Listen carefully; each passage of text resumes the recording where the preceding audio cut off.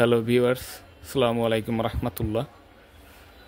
Hardware ইনসাইডের নতুন আরেকটি ভিডিওতে আপনাকে স্বাগতম।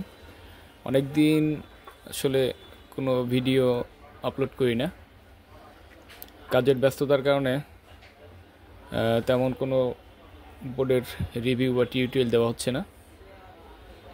তো আজকে আপনাদের সাথে গিগাবাইটের কমন একটা ইস্যু নিয়ে আপনাদের সামনে আলোচনা করব এবং এটার সলিউশন বের করার চেষ্টা করব।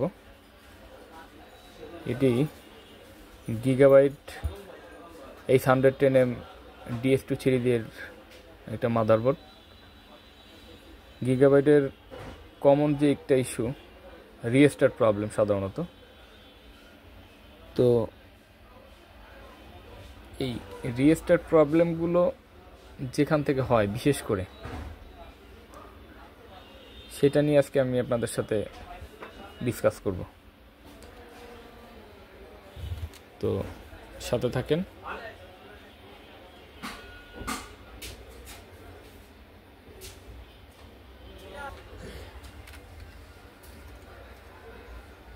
তো বোর্ডের চালু আছে, আমি আপনাদের বোর্ডের সিমটমটা একটু দেখাই। আপনার অ্যানালাইজার কার্ডটার দিকে একটু ফোকাস দাও। অ্যানালাইজার ডিবাগ কার্ডটার দিকে একটু খেয়াল রাখবেন যে এটা কিন্তু 4 ভোল্টেজ কিন্তু এখানে ঢোকে না, অর্থাৎ প্রসেসরের যে ভোল্টেজটা প্রয়োজন আছে প্রসেসরের ভোল্টেজটা ঢোকে না এখানে। বুট রিস্টার্ট নিচ্ছে শুধুমাত্র, এটার ইস্যুটা হচ্ছে রিস্টার্ট ইস্যু। তো সমাধান করার চেষ্টা করবো। আগে আমি মিটারের দিকে একটু খেয়াল করাই। এটার যে সাধারণত যে কমন বিষয়টা, যে ডায়োডগুলোর এখান থেকে সাধারণত এখানে এদিকে ধরো আবির, নিচে করে এখানে যে তিনটা ডায়োড আছে এটার মাথায় যে এই পাশে মিটারের দিক ধরো 5 ভোল্ট, 5 ভোল্ট।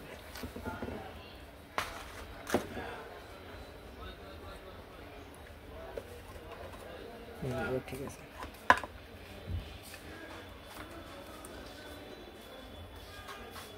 এখানে 5 ভোল্ট রয়েছে।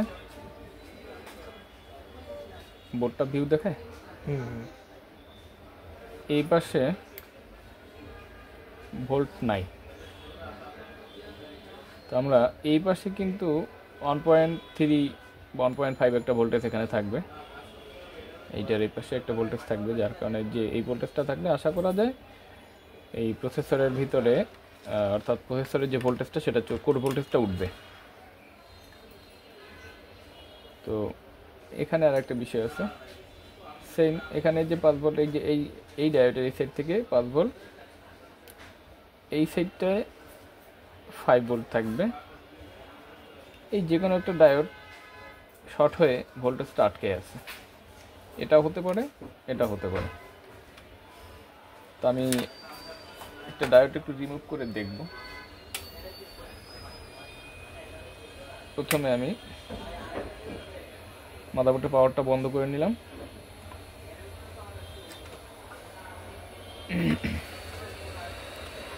প্রথমে আমি এই ডায়োডটা, অর্থাৎ 3 নম্বর যে ডায়োডটা,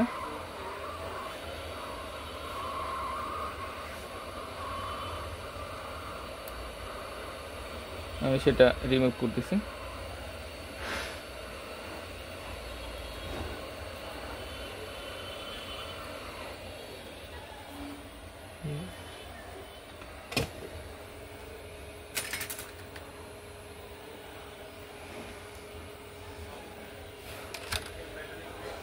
সামান্য একটু ঠান্ডা হওয়ার জন্য অপেক্ষা করতে হবে।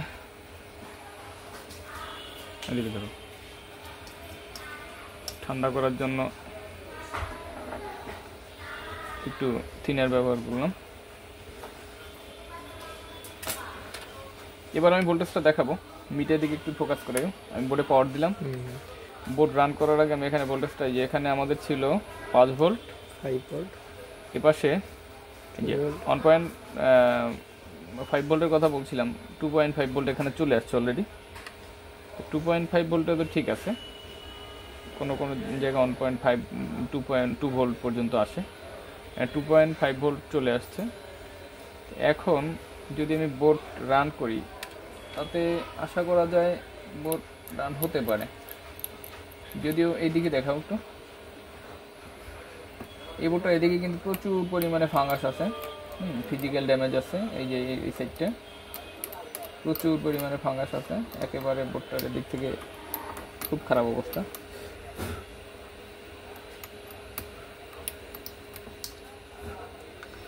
তো আমি একটু বোর্ডের পাওয়ার এবার দিয়ে দেখি, অ্যানালাইজার কার্ডের দিকে একটু খেয়াল করে। এই দেখেন বোর্ড কিন্তু এটা রেডি হয়ে গেছে। এবার দেখবেন, এটি দেখাও, এবার কিন্তু এখানে যে বোর্ডে কিন্তু কোর ভোল্টেজ ঢুকছে, প্রসেসরের মধ্যে ভোল্টেজ ঢুকে গেছে, যার প্রমাণ হচ্ছে আমি একটা বিপার লাগাই দেখাই। হ্যাঁ, দেখেন বিপবি পাওয়ার দিচ্ছে, বিপবি পাওয়ার দিচ্ছে। একটু কাছে আনো, বিপবি পাওয়ার দিচ্ছে, অ্যানালাইজার কার্ড সহ দিল। হ্যাঁ, বিপবি পাওয়ার দিচ্ছে, তার মানে এই যে কোর ভোল্টেজও ঢুকছে, প্লাস প্রসেসর কিন্তু এখন হিট হচ্ছে।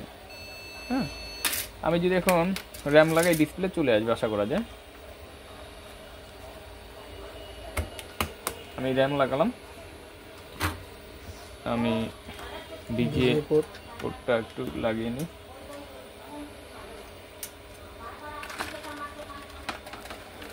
কিবোর্ডটা লাগিয়ে নিচ্ছি সুবিধার্থে।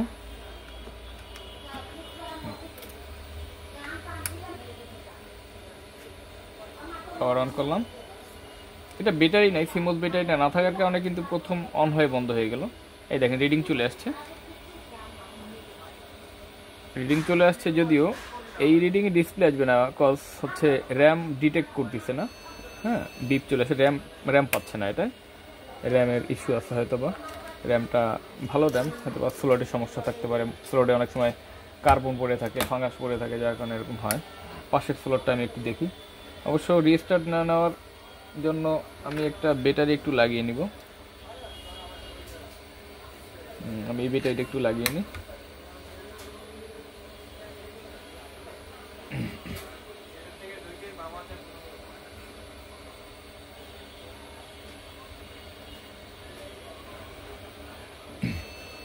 এবার কিন্তু র্যাম পাচ্ছে না, দেখি র্যামের স্লোডে হয়তো বা কোনো ঝামেলা হতে পারে।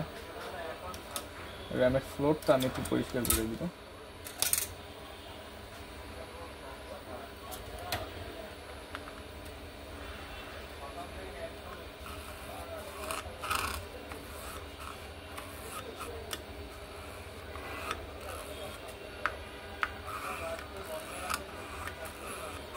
এটা সাবধানে করতে হবে যাতে ভিতরের কোনো পিন ভেঙে না যায়, কারণ একটা পিন ভেঙে গেলে কিন্তু সাধারণত র্যাম ওই স্লট বাতিল হয়ে যাওয়ার সম্ভাবনাটাই বেশি থাকে।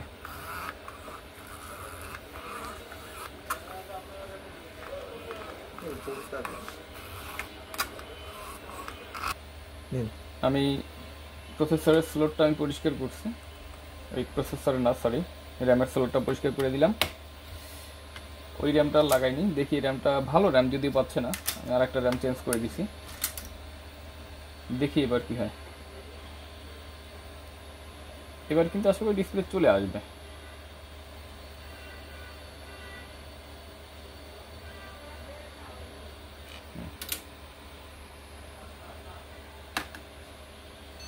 দেখেন ডিসপ্লে কিন্তু চলে আসছে, ডিসপ্লে দেখি দেখাও, ডিসপ্লে চলে আসছে। দেখেন একেবারে কমন একটা ইস্যু, যেটি আপনাকে কেউ বলবে না, এই ট্রিক্সটি আপনাকে কেউ শিখাবে না। সামান্য সময়ের মধ্যে দেখা যায় এটা করতে অলমোস্ট 5 মিনিট 7 মিনিট লাগে, তো এর বেশি সময় কিন্তু লাগেনি।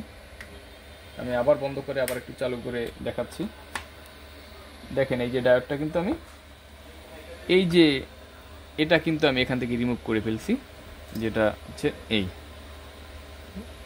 এই যে ডায়োডটা আমি এখান থেকে রিমুভ করছি। এখানে ভোল্টেজটা এই সামনে পাস হতে পারেনি, যার কারণে প্রসেসরে ভোল্টেজ ঢোকেনি। তো এখন কিন্তু আমাদের বোর্ড 100% ওকে হয়েছে। এই ডিবাগ কার্ডে অনেক সময় রিডিং আসে, অনেক সময় আসে না। এটা নিয়ে আসলে দুশ্চিন্তার কোনো কারণে যে রিডিং আসে না কেন, এখানে দেখতে হবে যে এলইডি সিগন্যালগুলো ঠিক আছে কিনা। প্রসেসর এলইডি সিগন্যালটা আছে, স্ট্যান্ড বাই ভোল্টেজটা আছে, র্যামের ভোল্টেজ আছে, সবই আছে, এবং ডিসপ্লে চলে আসছে। হ্যাঁ, এই যে ডিসপ্লে চলে আসছে, আমি সেভ দিয়ে বের হয়ে যাচ্ছি।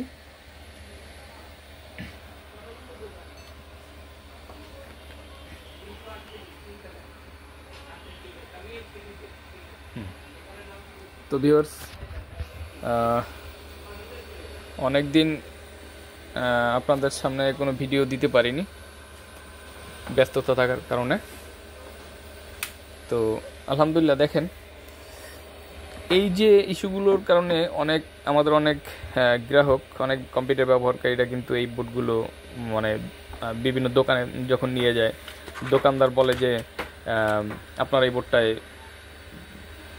প্রবলেম, এটা ঠিক হবে না, এটা নষ্ট হয়ে গেছে বা এটা ডেড হয়ে গেছে। এই ইস্যুগুলো দেখাই কিন্তু বোর্ডটা বাতিল করে। একটা মাদাবোর্ডের দাম 110 সিরিজের একটা মাদাবোর্ডের দাম অন্তত পক্ষে 9,500, 10,000 টাকা, 8,000 টাকা এরকম।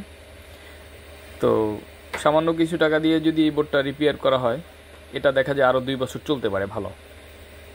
যেহেতু সামান্য ইস্যু, এই ইস্যুগুলো খুবই সামান্য, এতে করে বোর্ডের মেজর যে ইস্যুগুলো সেটা কিন্তু সেই ইস্যুর মধ্যে কোনো ইস্যু এটি না, খুব তুচ্ছ সামান্য একটি ইস্যু। এই কাজ করলে এই বোর্ডটা আরও 2-3 বছর চালানো যেতে পারে। তো আপনারা এই ধরনের রিস্টার্ট প্রবলেমগুলো হলে অবশ্যই আপনারা কোনো টেকনিশিয়ানের দ্বারস্থ হবেন এবং বোর্ডটি রিপেয়ার করে চালাবার চেষ্টা করবেন। তাতে করে আপনার অনেকগুলো টাকা সেভ হয়ে যাবে। তো আর আমাদের সাথে যোগাযোগ করতে পারেন। আমাদের কাছে আপনি চাইলে মাদারবোর্ড পাঠাতে পারেন রিপেয়ারের জন্য, আমাদের কাছে রিপেয়ারের জন্য মাদারবোর্ড পাঠাতে পারেন। আমাদের ঠিকানা হচ্ছে জলিল টাওয়ার, খুলনা 3য় তলা। খুলনা জলিল টাওয়ার 3য় তলা। ডিসক্রিপশনে নাম্বার দেওয়া থাকবে, আপনারা চাইলে ইনবক্সে যোগাযোগ করতে পারেন আমার সাথে। অনেক জায়গা থেকে অনেক ভাই আমাকে মাদারবোর্ড পাঠায়, আমি ঠিক করে আবার কুরিয়ার সার্ভিসে পাঠিয়ে দিই, তারা কুরিয়ারের মাধ্যমে পাঠায়। দেখেন বোর্ডটি কিন্তু সম্পূর্ণভাবে ঠিক হয়ে গেছে। এই বোর্ডটি এখন আরও 2-1 বছর চলবে, বেশিও চলতে পারে। তো ভালো থাকবেন সবাই। ভিডিওটি ভালো লাগলে লাইক, কমেন্ট, শেয়ার এবং সাবস্ক্রাইব দিয়ে পাশে থাকবেন। নতুন ভিডিওগুলো পেতে অবশ্যই সাবস্ক্রাইব করে বেল আইকন বাটন বাজিয়ে দিবেন। ভালো থাকবেন। হার্ডওয়্যার ইনসাইট এর পক্ষ থেকে আপনাদের ধন্যবাদ। আসসালামু আলাইকুম ওয়া রাহমাতুল্লাহি ওয়া বারাকাতুহু।